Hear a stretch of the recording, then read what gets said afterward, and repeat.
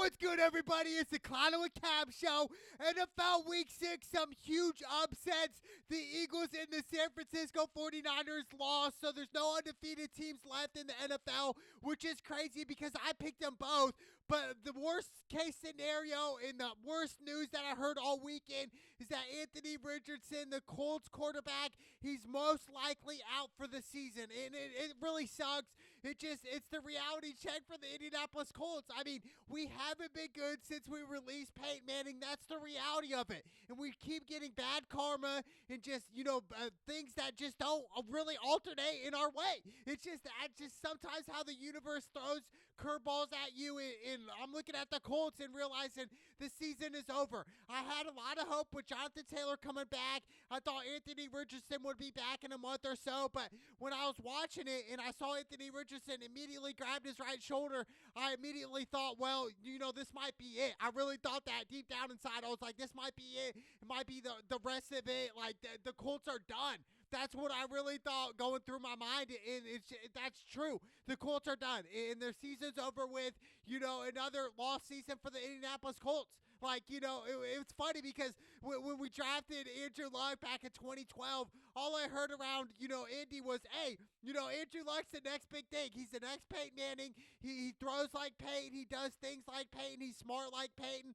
No, it was completely off. Andrew Luck was a bust, and I understand a lot of people really get rubbed the wrong way when I say he was a bust. Yes, the offensive line didn't help Andrew Luck, but at the end of the day, Andrew Luck did not have that it factor. He just doesn't, and I just think Anthony Richardson, there is hope here in Indy, absolutely, but I'm looking at it right now and realizing, man, it sucks, dude. Jonathan Taylor, he got his money, he got his paycheck. But looking at the Colts organization as a whole right now this year, they're done. They're completely done. And we saw the Jacksonville Jaguars. This was an easy pick. This was definitely the lock pick. I picked Jacksonville to beat the Colts. I was right. Trevor Lawrence, 2 tutties. ETN had 2 touchdowns as well, but I'm just looking at the Colts and it's just it's the reality check. It really is, man. I'm not surprised. I wish, Anthony Richardson, back, fast recovery. Hopefully he comes back by the end of the year. He'll be back for sure next year. But right now, this is another L for the Indianapolis Colts. Another lost season. Another season that we're not going to make the playoffs. That's the reality of it. We have to look at reality sometimes and face it and say, hey, I'm going to step up and go through my problems. But the Colts right now, we continue to just make silly, petty mistakes, man. It sucks. It really does. But, hats off to my Indianapolis Colts, hopefully we get 500 by the end of the year, but I doubt it. We'll probably be 3 or 4 games under 500. Jacksonville definitely for sure is going to win this division. So shout out to the Jacksonville Jaguars getting the job done. Prayers up for Anthony Richardson with the fast recovery. And then we got the Lions versus the Tampa Bay Buccaneers. I picked the Lions. This was another easy pick, and it was all Lions, 20-6. Jared Goff is really having a career year this year. 353 yards passing and 2 touchdowns this game. And then St. Brown, 124 yards receiving and a touchdown. I mean, having St. Brown with Jared Goff is just insanely unfair. It really is. And right now, we're talking about the Detroit Lions here. They're top. They only have 1 loss this year. They're one of the best football teams in the NFL right now. That's crazy to me, dude. I never thought I would say Detroit Lions are possibly Super Bowl contenders, but they are. I mean, they have a legit defense. They have a great offense, and it starts with Jared Goff. When Jared Goff played for the Rams, he wasn't as good as he is right now. He's getting better every single year. Even last year in 2022, he had a great year in Detroit, but still, this year right now, Jared Goff is really going into his prime right now, which is scary. I mean, you have David Montgomery. Like I said, St. Brown, he's a beast, dude. And this was an easy win for them. It really was. They're one of the best teams in the NFL. So shout out to the Detroit Lions, the Bucks. Back to reality for Tampa. They rode that wave right now, but Baker, he had an interception, no touchdowns. Chris Godwin had 77 yards receiving, but like I said, no touchdowns in Tampa. They're going to eventually start to lose a lot of games here. hitting halfway point of the NFL season and then all the way towards the end. I don't think they're going to make the playoffs. I really don't, but the Detroit Lions for sure, 100%, like I said in week 1, that they will make the playoffs this year. They have that it factor, man. They really do. So shout out to the Detroit Lions and Jared Goff, man. They're one of the best teams in the NFL. Take off Detroit Lions, man. Let's go! And then we got the Baltimore Ravens beating up on the Tennessee Titans in London. This was another game, man, a 4-gamer parlay hit. I love it when they hit, right? You know, everybody loves it when they're winning, but when they're losing, how do you act? You know, what's your attitude? Do you kind of get pissed off? Like, do you get really upset? Sometimes I do. Sometimes I let my anger. Sometimes, like, it sucks. I don't like to lose. I really don't. But when I hit the parlays, there's just something sweet about it, dude. It's just that icing on the cake. Just the extra icing, please, and extra cheese with crackers, please, as well. But shout out to the Ravens, man. Lamar Jackson, like I said, he's carrying this team. Literally, he's carrying this team 223 yards passing with a touchdown and a pick. He had 62 yards rushing. And then Zay Flowers finally got his first career touchdown in London. Shout out to Zay Flowers, the rookie, man. It's awesome, right? When you get that, it's just great. But, you know, Ryan Tannehill, like I said, he's a bum, dude. He's trash, man. An interception this game. When is Tennessee Titans going to move on from this, dude? They're continuing to live in the past. They're continuing to believe in this guy who really is not that guy. You know, Ryan Tannehill is not that guy. He is it. Derrick Henry, he did his own thing. You know, what he was doing last year, Derrick Henry's kind of declining right now, even though he had a touchdown, 97 yards rushing. But overall, I'm just looking at it and saying, hey, you know what, man? I'm just not sold on the Tennessee Titans. They're not going to do anything in their division. It's all Jacksonville. But shout out to the Ravens, man. This was a huge win for the Ravens. You know, losing a couple games. They lost to the Colts this year, which they should have won that game. You know, they should have beat the Pittsburgh Steelers. Really, I'm looking at the Ravens and saying, you know, Coach Harbaugh, really, they should be undefeated, really. Like, I know it sounds crazy, but Lamar Jackson and the Ravens should have 0 losses right now if they just stayed mentally sharp. But, you know, it happens. Mistakes happen in the NFL. But shout out to the Ravens and Lamar, man. They continue to roll on. And then we got the Washington Commanders beating the Atlanta Falcons, man. Shout out to the Washington Commanders. I picked this upset, even though Atlanta was, I believe Atlanta was 2.5-point favorites coming into this game. I picked the Washington Commanders because, man, they're just, Sam Howell's looking nice this year. 3 touchdowns this game, 151 yards passing. I mean, Sam Howell's in tune right now. He's in the zone. He's in that mojo, in that flow right now for Washington, and they're rolling right now. Terry McLaurin, 81 yards receiving. You know, for Atlanta, Desmond Ridder did not have a good game. He had three interceptions with 2 touchdowns. One of the interceptions was in the end zone. So, like, that's one of, you know, a really bad mistake as a quarterback. You definitely don't want to throw picks in the end zone, let alone the red zone. So, you know, that's arguably why they lost this game. It's just like, you know, you got to call it the way it is. Desmond Ridder lost him this game. If he didn't throw these bad throws, definitely Atlanta would have won. But, you know, homage to the Washington Commanders. I saw this pick coming. I went with my gut, and I went with the Commanders, and it paid off. Shout out to the Washington Commanders and Sam Howell getting the job done. And then we got the Cincinnati Bengals beating the Seattle Seahawks. I thought for sure Seattle would win this game. I really did. I did not see this coming. The Seattle had their moments, but Geno Smith, you know, really had a terrible game. One of the worst games I've seen Geno Smith play in his NFL career, dude. 2 picks, you know, and that just wasn't enough, dude. I mean, you got Tyler Lockett, 94 yards receiving. I mean, you got Kenneth Walker, 62 yards rushing and a touchdown on my fantasy squad. Went crazy. But Geno, man, he got sacked the last play of the game. So it was just one of them things where it's just like, I don't want to blame it straight on Geno, but some of the throws he threw this game was just like, wow. Like, who you throwing it to? Like, are we really giving the game away? Like, this was, to me, the Seattle Seahawks had this game in the bag. They really did, but homage to the Bengals. This was a must-win game for the Cincinnati Bengals. You know, now they're 3-3. The way they started this season, if the Bengals get into the playoffs, let me tell you right now, this is a dangerous team, dude. With Joe Burrow and company and Jamar Chase, they got T. Higgins, they got some dogs, Joe Mixon. I'm telling you what, Joe Burrow, I never gave up on him, even though I still don't think he's 100% yet. But, you know, once he gets 100%, I can be like, hey, you know, Joe Burrow is that guy. He really is, man. He's just got that it factor. He's a champion in college, and he will win a Super Bowl. I truly believe that he will bring a Super Bowl championship to the Cincinnati Bengals in the city of Cincinnati, man. I mean, that'd be great. It really would. And Jamar Chase, 80 yards receiving this game, snapped off. I just think that duo right now is one of the best duos. Them and obviously Tua and Tyreek Hill. These two are definitely one of the top duos in the NFL. But shout out to the Bengals, man. I thought Seattle for sure, and it went with the under. The unders hit, man. The unders hit with the Washington, the Ravens game, and it went with the over in the Colts game. But, I love to hit unders. I really do. In this game, the Seattle hit the under. But shout out to the Cincinnati Bengals getting that must-win game at home against the Seattle Seahawks. And then we got the Miami Dolphins beating up on the trash Carolina Panthers. Panthers are 0-6 this year. Obviously they got a rookie quarterback, Bryce Young, still adapting to the new system.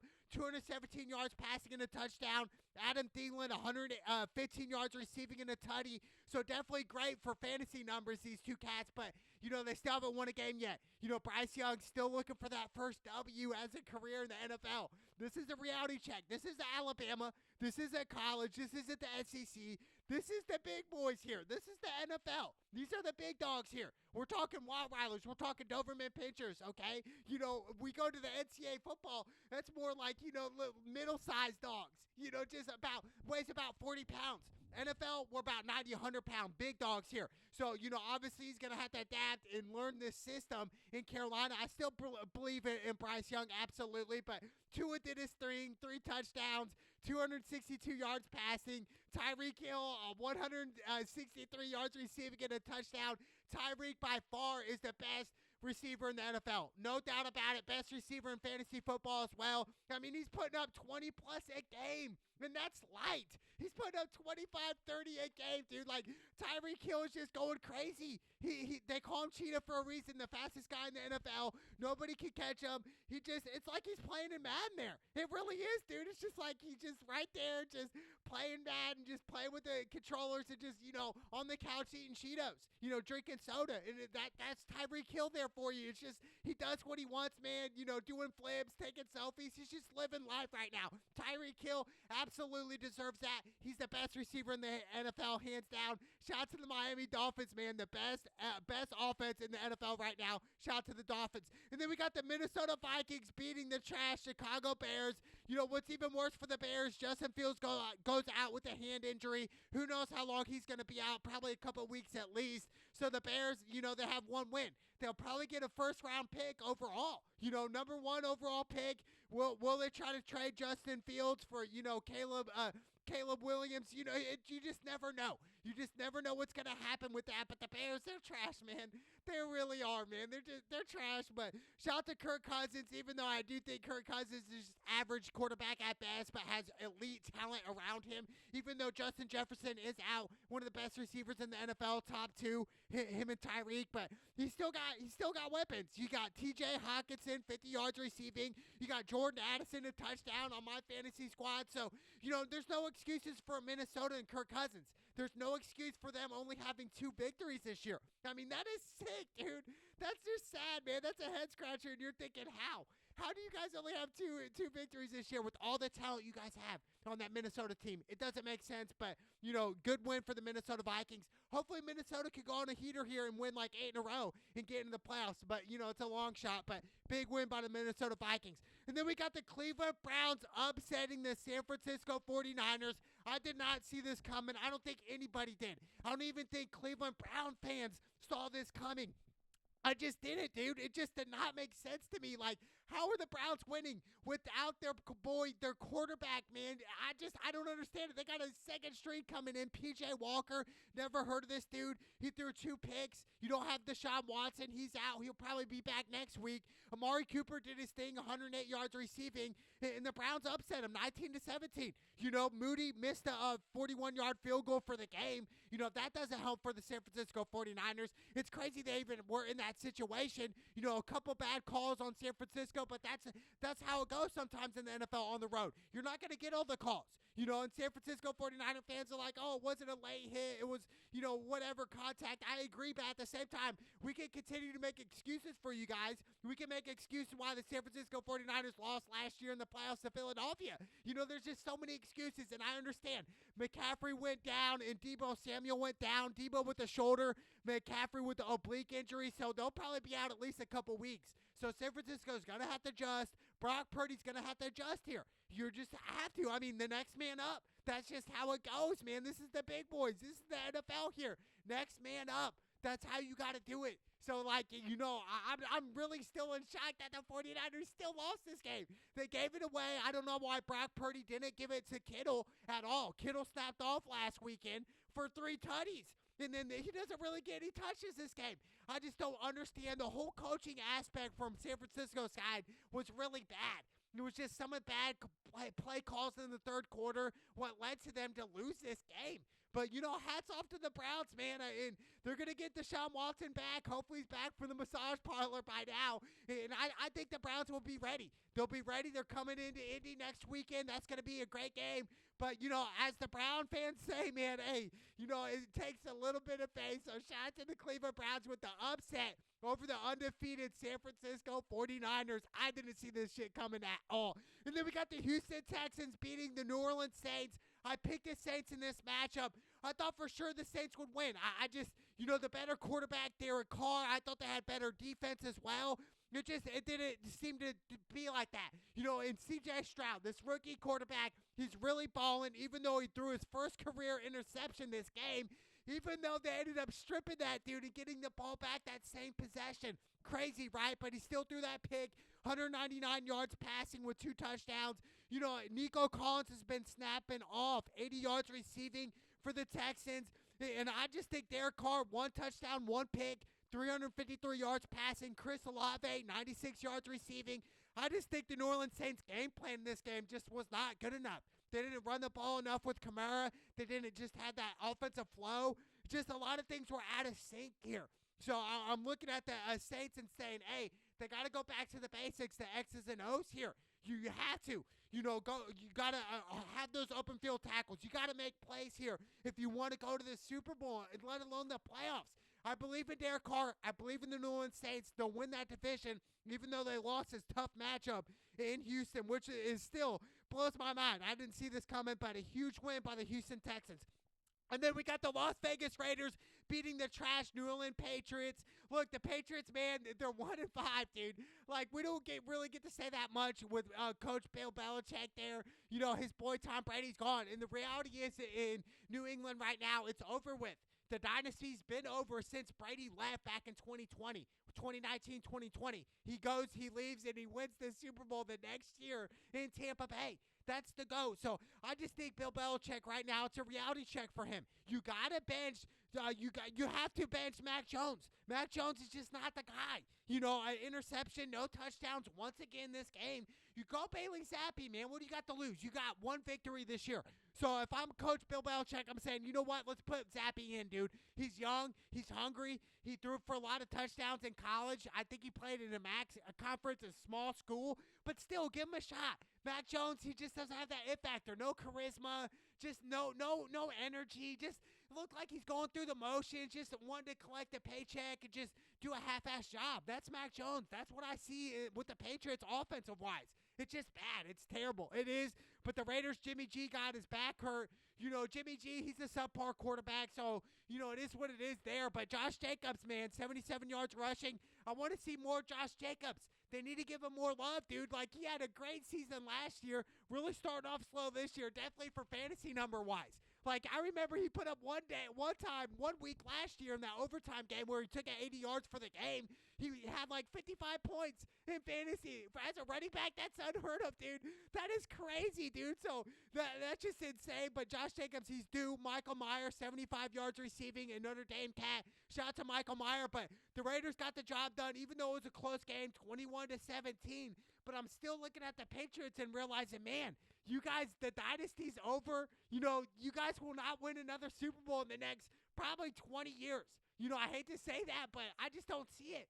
Unless they get another ex-Tom Brady or a new improved quarterback in that system, Yes, then the Patriots can do that, but I just don't see it right now. They're sticking with Mac Jones. Well, they're going to stick to losing and taking a lot of L's. Just out to Las Vegas Raiders getting the job done. And then we got the Arizona Cardinals versus the LA Rams. I picked the Rams in this matchup. I took the 7 points, and it was 26-9. It was all Rams. Matt Stafford, 226 yards passing in a tutty. You know, he did his own thing. Kyron Williams, ex-Notre Dame, 158 yards rushing in a tutty. Cooper Kupp, 148 yards receiving and a touchdown. I mean, obviously, Cooper Kupp is that X factor. You know, if Cooper Kupp was on any other team in the NFL, he would make that team improve by 4+ wins every single year. Like, that's how good Cooper Kupp is. We're talking a top 3 receiver in the league, even though he missed the first 4 games this year with an injury. So Cooper Kupp, adding that, man, the Rams are just nice with them. They just know what to do. Sean McVay knows what to do. You know, nothing to hang their hats on Arizona, but Arizona's one of the worst teams in the NFL. You know, 1-5 now. They're lucky to even get a win against the Cowboys, which is crazy, right? Like, nobody saw that coming, but I'm telling you right now, the Rams look nice. You know, Matt Stafford's finally getting into rhythm, finally getting in that groove where it's like, all right, you know, we're getting towards the middle to the end of the season now. It's time to ramp it up. It's time to, you know, step our game up. So I'm looking at Matt Stafford and saying, hey, step your game up. You got so many weapons offensively. You guys should be putting up bigger numbers than 26. You guys should be putting up in the high 30s every single game. If I'm McVay, I'm telling, you know, Matt Stafford, Cooper Kupp, let's go. Let's turn it up here. Turn your click up. I'm telling you right now, shout out to the LA Rams getting the job done. And then we got the Philadelphia Eagles losing to the New York Jets. I did not see this coming. You know, Jalen Hurts just had a terrible game this game. He really did. He only had 1 touchdown, a rushing touchdown, and then he had 3 interceptions. And a couple of those picks were just like, no, why are you throwing this, Jalen? Like, don't throw it. You know, they're up 2 in the 4th with like 3 minutes to go, and he throws it in double coverage. And I'm thinking, why? Why not just run? You know, waste that clock. You know, make the Jets beat you. Make Zach Wilson beat you. You know, Jalen Hurts, you know, arguably lost him this game. He did lose him this game, but not to mention some of the players did not step up either. You know, DeAndre Swift, he dropped a couple passes. Then you had one of the tight ends drop a pass. You know, A.J. Brown, he had 131 yards receiving. A.J. Brown has just been going insanely crazy lately, dude. Like, if you have A.J. Brown on your fantasy squad, you're winning.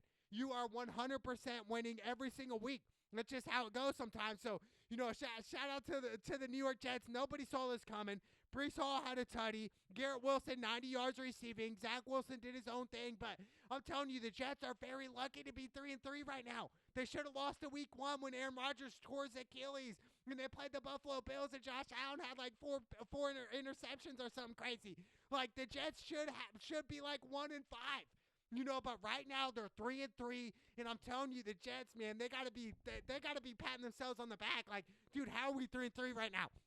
Like, it's a miracle. It really is. But Philadelphia, Jalen Hurts, they will rebound next week, absolutely. But just a really bad game. Any given Sunday, it's what happens, and it's tough to go undefeated. Since the Miami Dolphins in the 70s have been the last team to ever do that, to go undefeated. I think they're the only team to ever do that. So, which is crazy in the NFL. It just goes to show you, any given Sunday, anything's possible. You know, the Browns beat the 49ers. The Jets beat the Philadelphia Eagles. What the heck is going on? Is the NFL rigged? I don't freaking know. What is going on?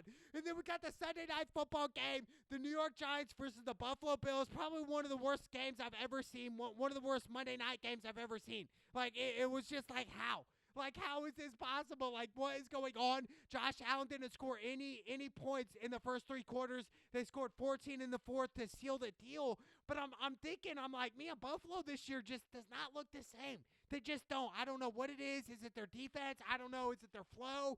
Like, is Josh Allen taking too many chances? I don't know. But, you know, he had 2 touchdowns and a pick. But still, you know, it's not the same. You know, Stephon Diggs, you know, 100 yards receiving. I'm just thinking for the Buffalo Bills, we know they're going to make the playoffs. We know this. My thing is with the Buffalo Bills and Josh Allen moving forward in this season, towards the end of into the playoffs, how are you guys going to play then? You know, are you guys going to get over that hump? Are you guys going to beat a good team like Cincinnati? Are you going to, you know, beat good teams to make it to the Super Bowl? Are you guys a Super Bowl contender?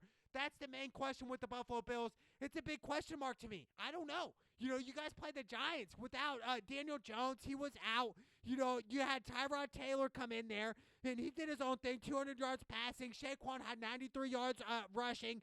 The Giants, man, they're trash. They're trash, dude. And then they even win barely 14-9.